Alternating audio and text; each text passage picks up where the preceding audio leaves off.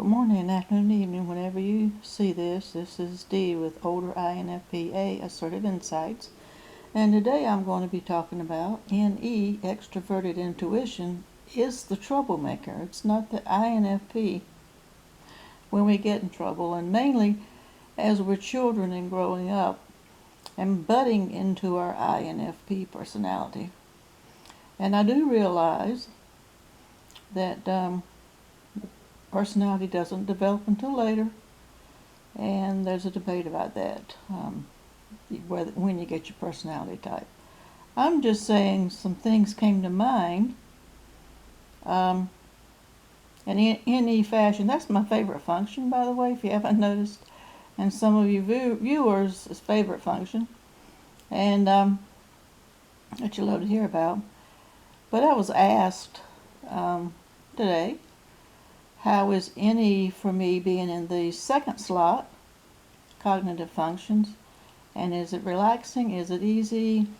My response was, as an adult, my response was now that it can be motivational. It's like an adrenaline rush when I get really excited when I think of a new project and all the possibilities of it. And it can be very frustrating because I can't make a decision, major decision. Just for an example, when I'm trying to go on vacation and the next couple of months to Chicago, I did not realize Chicago does have so many hotels that are all about the same. They're all 3 or 4 stars, and they all cost about the same, and they're all really cheap. I'm getting a hotel there cheaper than I'm getting a hotel here next to the train station the night before I leave. So, yeah, I mean, I couldn't decide where to stay, and had to ask somebody who's been there. So can't make decisions. So, but as a child, so then that just started because I'm actually on the computer doing something else right now, and then my mind started going, this is how it works. Since I was asked a question about NE in the second slot, just things come in my head, and this is from the last video I did about inner monologues and conversations that we have, is that just things pop up and I'm not even trying. So I started thinking about, it was different as a child. I'll tell you some of my childhood stories, a couple of childhood stories, and how, in case you have a budding INFP child or want to learn more about an INFP children, or let me know if you've experienced anything like this, and if I'm just totally off base too. So one thing that came to mind, one thing I did, and it has to do with school settings. I'll give you a couple of school settings of things I did, and then that I think it wasn't me, it was NE that was the fault, troublemaker. And then the punishments that I got, again, NE being troublemaker, is not, and in our second slot is not going to work. So number one thing I did is in second grade, I do remember that I forgot what I was going to say, but I know in second grade, I know that I was put in the back of the room.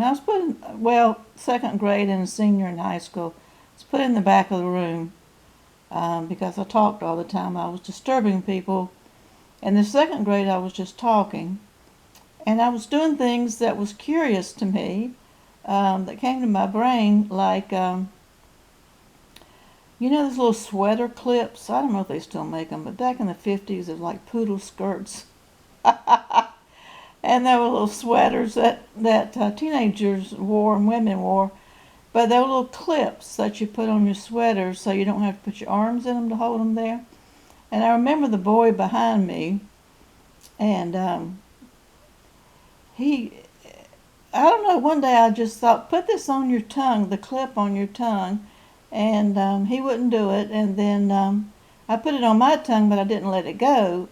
And then I don't know why that came to my brain. I mean, just stuff like that came to my brain out of nowhere. And I said, "See, it doesn't hurt." And it's still funny to me. After how many years? This was second grade. That was six. This is like 70 years ago almost. Still funny to me. Um, and so he put it on his tongue and he let it go. Well, of course, it was sharp on the ends because that's what held the sweater together. So and he was just going, with his tongue sticking out. I can still picture that.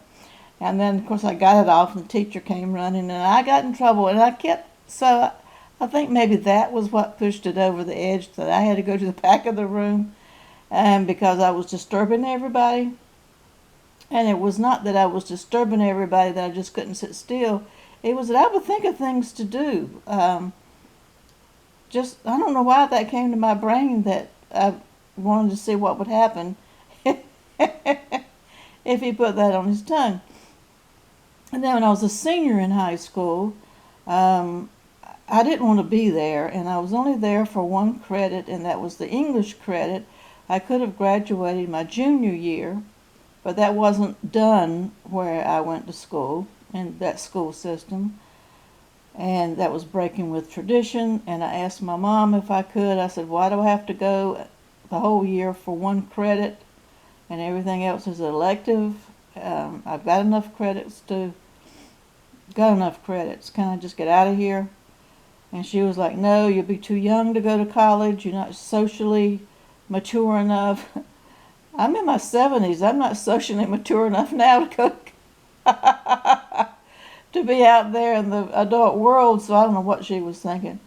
So yeah, so I had to go an entire year and in an entire day for an entire year, school year, just to take one class. But I had to take all this other stuff that I didn't want to take. So in math, which I hate math, and it was college prep math, and what I would do in there would do things like, I always wondered was try to be a ventriloquist. So one day or two, it came to my brain that I would try to be a ventriloquist, or that I would anyway, making a long story short, I would make noises with my mouth closed, and everybody around me, and I sit like I'm paying attention and practicing my ventriloquism. Again, this is NE stuff. To me, it is NE stuff. That I just think of things, and entertainment purposes only, and people around me would laugh, and I wasn't doing it to get laughs, but when I did it some more. And so I'm just sitting there, and saying, "I don't know what's going on. It's not me," which would be that much funnier to everybody around me. So she said, "Whatever you do, just be quiet. Get in the back of the room and be quiet." So so I started drawing psychedelic pictures and selling them in school. So I had a side hustle going while I was my senior year in high school, when I wasn't, I was making money. I do all kinds of stuff. Actually, quite frankly, that was my beer money. That's another story that you won't hear anything about, but that was my beer money, and I was not old enough to buy beer, but you can.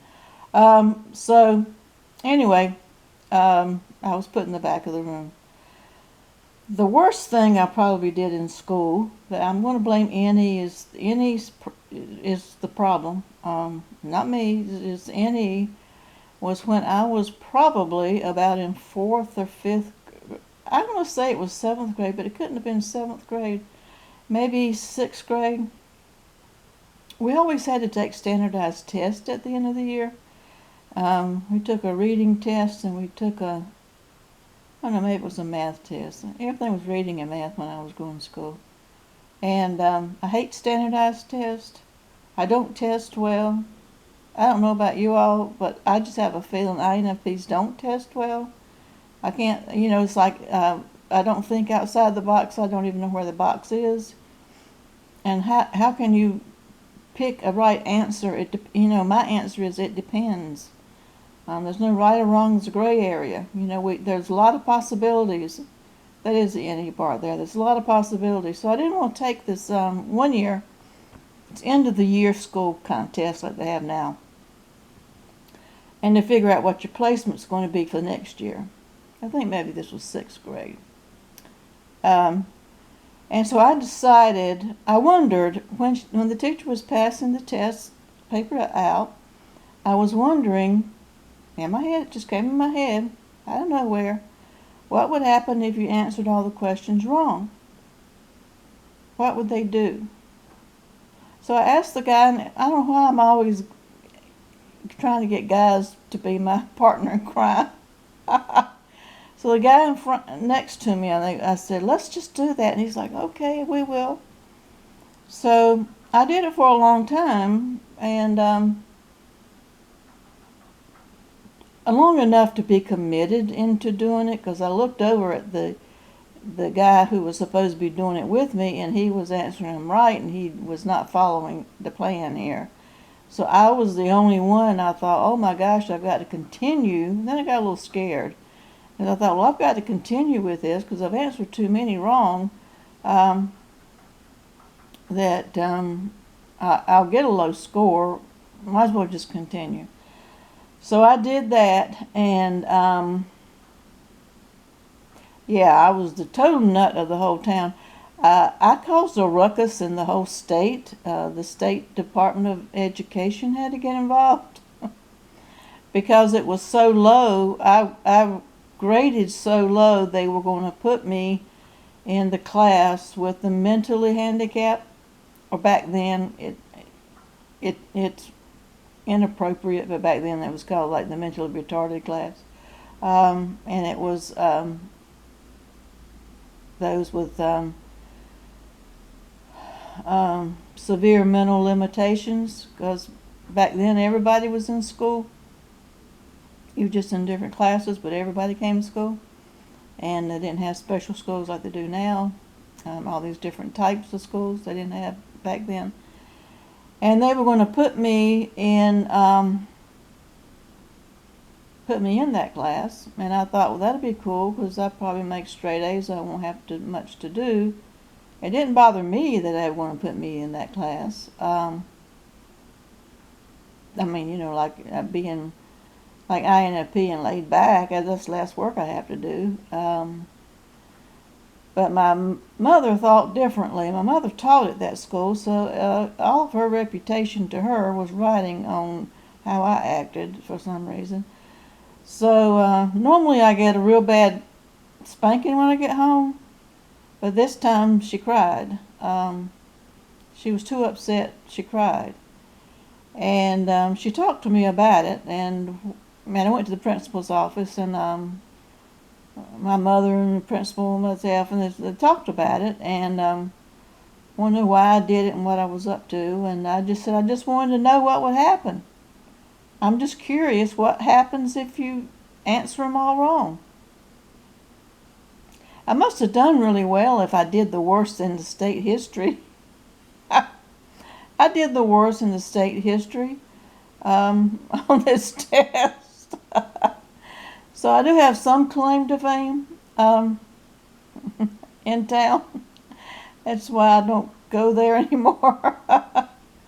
But they had to get how the North Carolina Department of Instruction, the state level, they had to ask the state office what to do, and never happened before, evidently. And so they let me take the test over. And they've never done that before either. But they let me take the test over, and when I took the test over, I was in a room by myself with the prompter. And before I went in, my mother told me, she said, you better answer the questions right this time. So I did, and I placed like several grade levels above what I normally am, which is not unusual for an INFP to do. We are smart. We're too smart for our britches. So yeah, this is longer than I want it to be. I wanted it to be less than 10 minutes. So there's just 3 things I did that how NE is at fault. It's not us. Gets us in trouble. There's some of the things that happen. So, like I said, if you have a child that's, I think we grow out of it. I hope so. But if you are an INFP and you can relate to that, or if you know someone who has a child that's a budding INFP, just say, and we're not crazy. And what got labeled crazy, I keep saying crazy because that's just the word that keeps coming out. We're not crazy. We are unique. We are different. We see the world totally different. And it's the NE's fault. Being in the second slot, they're the passenger. Maybe they need to be the driver. I don't know. But it's just something that happens. And then with punishment, I say really quickly, 2 things that doesn't work with an INFP, or didn't work with this INFP, and it's the NE's fault, is at home for punishment, I got sent to my room. Well, that's the best thing you can do. That was not punishment at all, because I could get in my room and I can be anybody I wanted to be, and I could do anything I wanted to do in my brain. And just at the NE, just go wild. And yeah, I was a rock star, and I was all kinds of things. I was all kinds of things. That was not punishment. That's not a punishment to get sent to your room. Another thing that wasn't punishment that I had to do constantly when I was in elementary school was, back then, I'm old enough that we had blackboards. Blackboards were green, so I don't know why we actually called them blackboards. But I had to write, well, other people did too, but me more than anybody else, had to write on the board like 100 times, "I shall not talk in class," because I just talked all the time in class. Well, too much. And that's not really punishment either, because you can write. I actually like to write on the board, and because you could do it creatively. You could do it in cursive one time. You can print one time. You can do it in block letters one time. You can do it backwards. You can do it reversed, mirrored. There's all kinds of ways you can write that. And so that's being kind of creative. So that never was a punishment for me either. So I'll leave it there. That's all I wanted to say today, because that just popped in my head when I'm trying to do something else. When I was asked if the extroverted intuition, if it comes easily for me, being in the second slot, is it calming for me? I think it's a terrorizing thing. As an adult, like I said earlier, to recap, as an adult, I find it invigorating and a big adrenaline rush when it comes to new projects that I can think of to do. But it's very frustrating when I have to make a decision. As a child, I just gave you some examples of me as a child. I got in trouble a lot, but it wasn't me, it was the NE. Because it's all these possibilities, and I acted on them a whole lot more back then than I do now. It's not that I don't think of these things. Sometimes I'm laughing to myself sometimes. And right now I'm laughing. I'm still laughing about this sweater clip. The guy still is talking to me. We had a 50th high school reunion about 5 years ago. And he did come up and talk to me. His tongue is intact. It wasn't torn up. But anyway, I'm being silly now. Anyway, I hope everybody's doing well. Until next time, everyone stay safe.